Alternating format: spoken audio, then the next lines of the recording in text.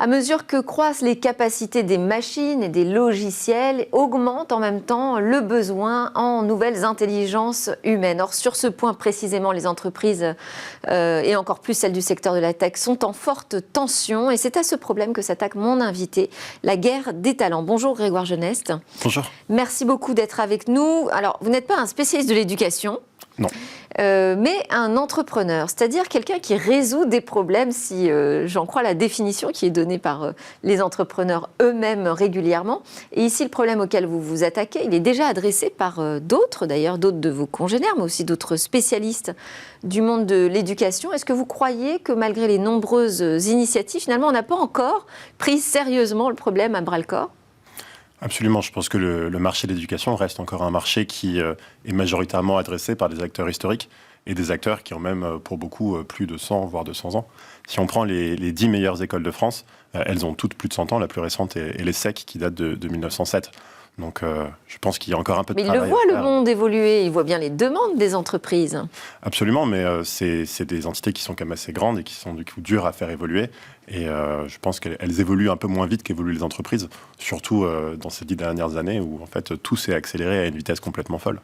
Alors si je retrace votre parcours, je disais que vous êtes entrepreneur, mais un très jeune entrepreneur tout de suite à succès, puisque vous avez lancé une start-up dans le paiement, une disruption dans le paiement que vous avez revendue rapidement.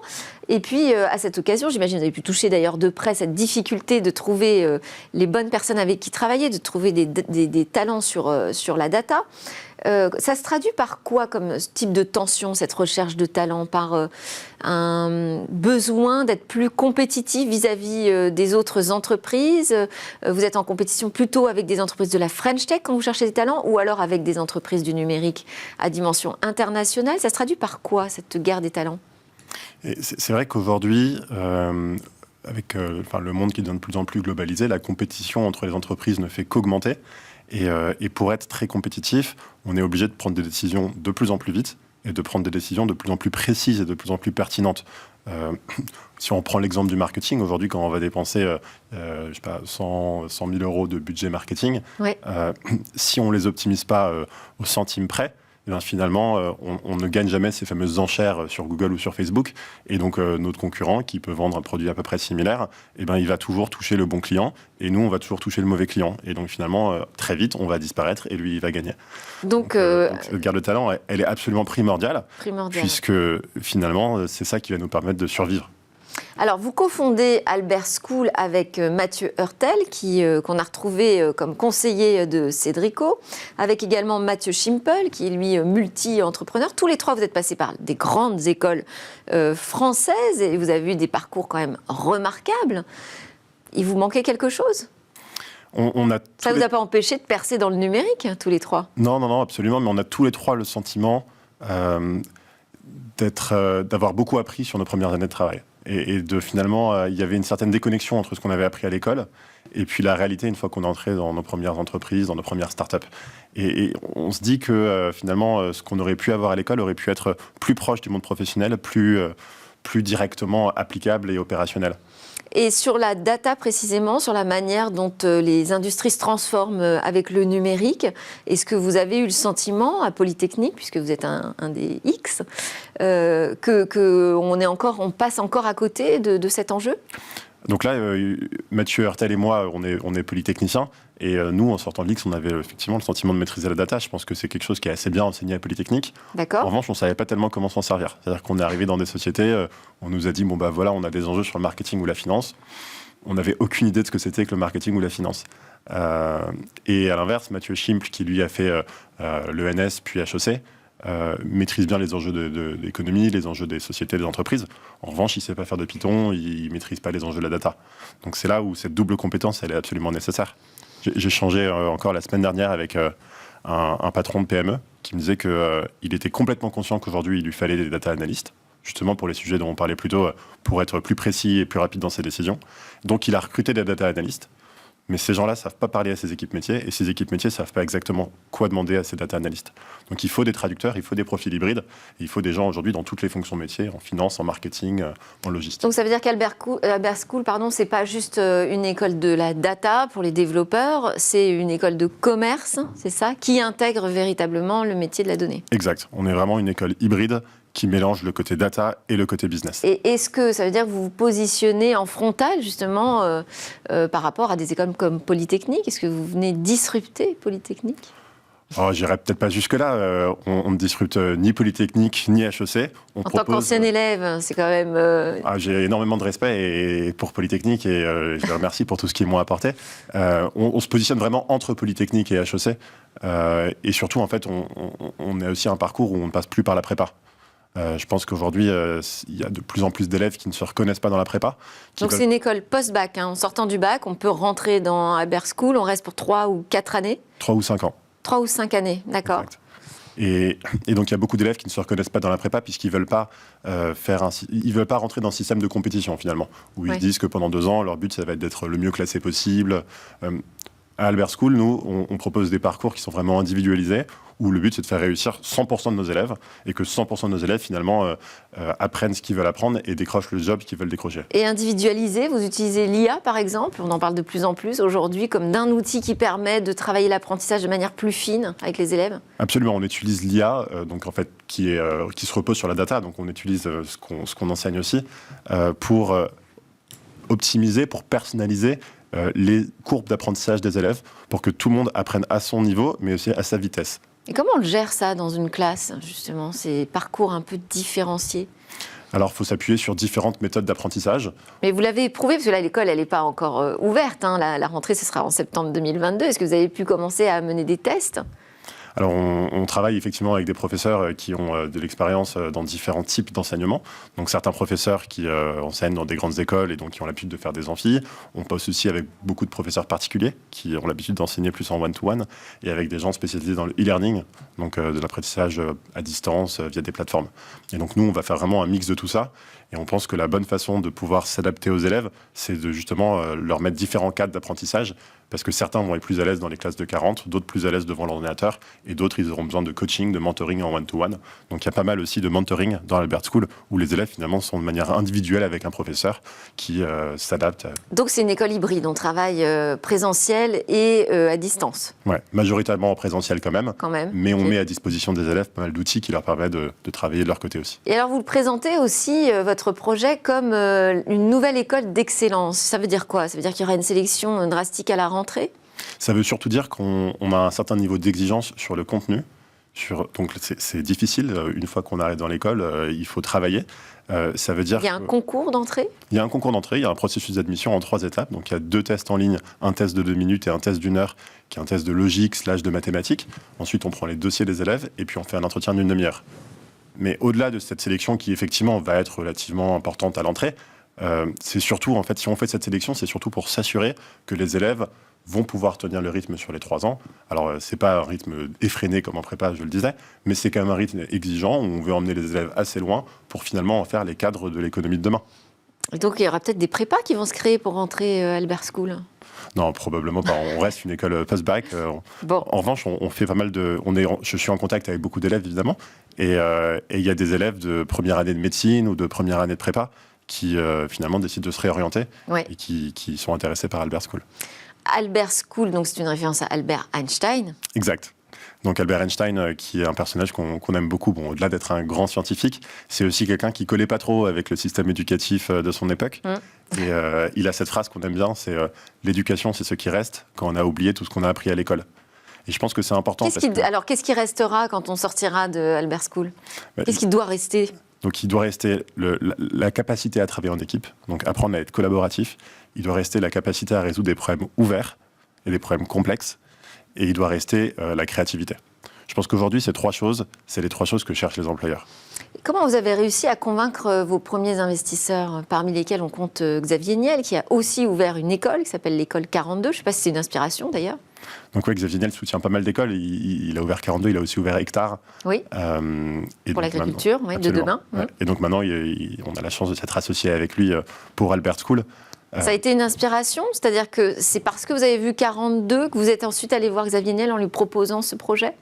Alors effectivement, le fait que Xavier Niel soutienne pas mal d'écoles, ça nous a poussé à se dire que c'était probablement un investisseur pertinent pour nous et qui pourrait nous apporter beaucoup de choses, puisque finalement, il a de l'expérience dans ce milieu de l'éducation, il sait ce qui marche et ce qui ne marche pas, et donc on a la chance de pouvoir profiter de son expérience. Et alors, c'est-à-dire concrètement, on vous a donné des conseils? Absolument, il nous aide On peut savoir lesquels? Oui, alors je pense que avec 42, il s'est rendu compte à quel point la tech pouvait vraiment transformer l'expérience d'apprentissage des élèves. Alors à 42, ils l'ont poussé très loin. Il n'y a aucun professeur. Les élèves apprennent vraiment tout seuls devant l'ordinateur. Donc nous, on ne va pas le pousser aussi loin, puisqu'on n'est pas là pour former des développeurs. Nous, on forme des managers, des gens qui sont hybrides entre le commerce et la data.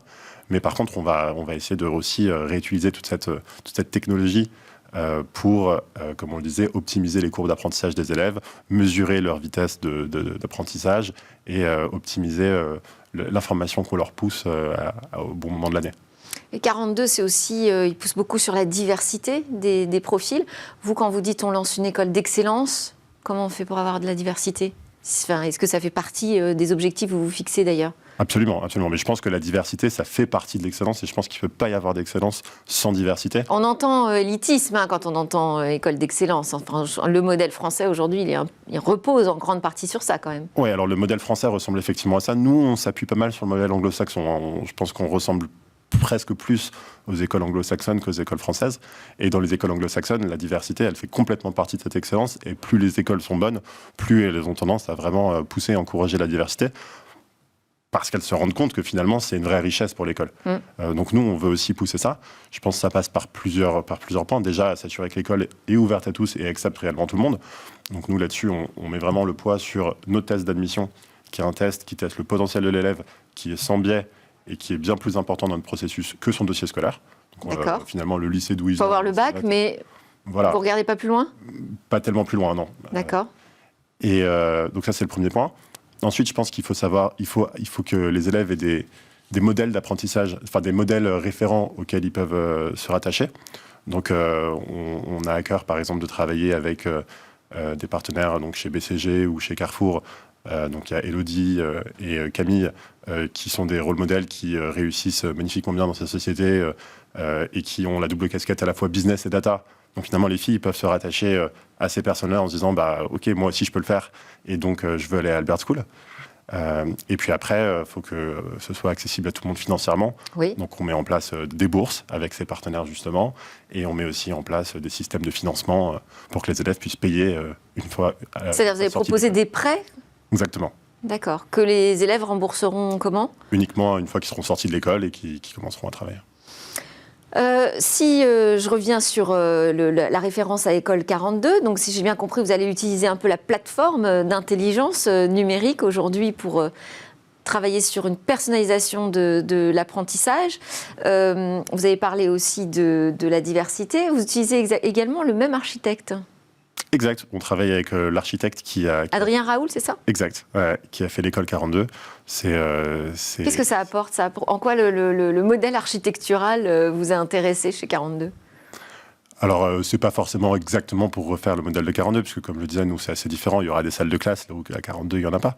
Mais c'est intéressant de travailler avec un architecte qui a déjà fait des écoles et qui a déjà pensé des écoles d'un nouveau genre, puisque comme ça, il ne s'enferme pas dans reproduire l'existant, mais on arrive vraiment à essayer de créer quelque chose de nouveau. Et qu'est-ce qui sera nouveau? C'est ça que ma question. Qu'est-ce que vous allez piocher de différent qu'on trouve à l'école 42?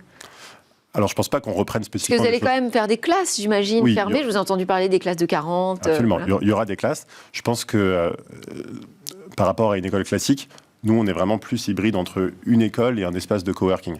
Puisqu'on est très professionnalisant, on est vraiment tourné vers le monde de l'entreprise. Et notre but, c'est d'apprendre aux élèves à travailler en groupe. Mais donc, ça ne veut pas dire en groupe de 40, ça veut aussi dire en petits groupes, de faire des projets. Donc notre école a quelques classes de 40, effectivement, pour les cours de maths et autres, mais il y a aussi beaucoup d'open space, beaucoup de petites salles, où finalement les élèves ont l'impression d'être dans un... Et alors, si en plus c'est un travail hybride, c'est-à-dire qu'on pourra avoir des élèves qui seront en visioconférence pendant les cours, tout ça, j'imagine que c'est prévu à l'avance? Alors, les cours ne seront pas en même temps en présentiel et en distanciel. Ah, Voilà. Donc il y a des cours qui sont en présentiel. Il y a des Vous n'allez cours pas jusqu'au bout de la démarche là-dessus, alors. Alors, Ça pourrait évoluer, ça? Ça pourrait évoluer. Notre observation là-dessus, c'est que pour l'instant, les cours qui sont simultanément en présentiel et en distanciel ne fonctionnent pas encore très bien en termes d'expérience pour les élèves. D'accord. Alors, tant qu'on est dans les modèles qui existent, que pensez-vous de cette réforme qui permet d'abandonner les maths beaucoup plus tôt qu'avant au lycée? Alors nous, parce que c'est un sujet pour vous, les mathématiques. Absolument. Alors, moi, personnellement, je suis assez triste de cette réforme. Est-ce que ça veut dire qu'il y a certains talents, peut-être, qui vont vous échapper? Qui auront le bac, mais sans mathématiques, et qui seront peut-être des cerveaux brillants dont vous aurez besoin? Oui, après, en quelque sorte, c'est leur choix de ne pas faire de mathématiques. Et je crois qu'il faut respecter. Et on ne va peut-être pas leur imposer de faire des mathématiques s'ils ne le veulent pas. Cela dit, je pense que le système de l'éducation en France devrait encourager les élèves à faire des mathématiques.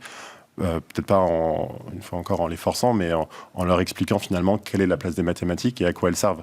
Aujourd'hui, ça arrive finalement assez tard, l'utilisation des mathématiques pour résoudre des problèmes sociétaux ou des problèmes économiques. Oui.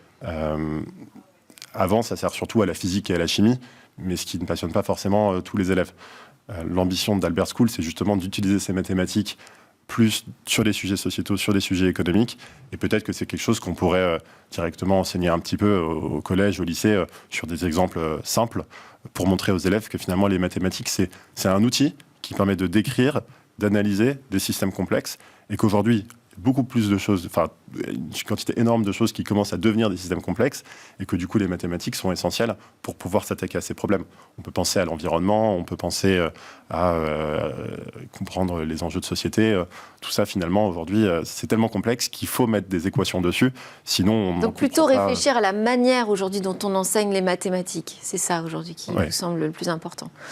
Alors, vous parlez beaucoup de cette formation qui sera très professionnalisante. Vous avez déjà d'ailleurs des partenaires, des entreprises partenaires.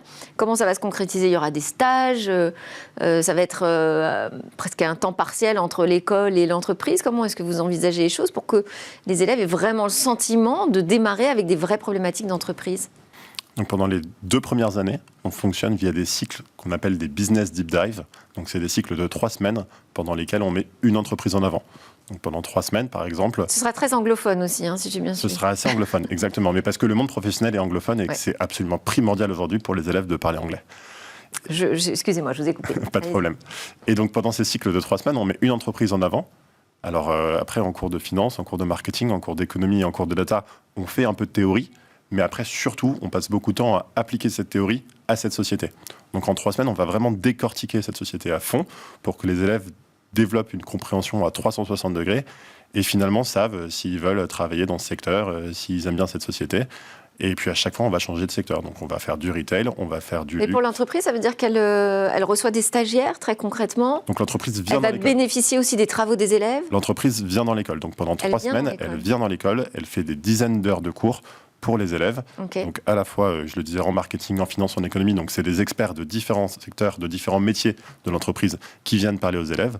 Et puis en échange de ça, ils espèrent que les élèves demain iront en stage chez eux parce qu'ils ont passé 3 semaines au contact de l'élève, à leur expliquer leur société, et puis ils sont passionnés par ce qu'ils font. Donc finalement, ils motivent les élèves à les rejoindre. Bon, investissement d'avenir.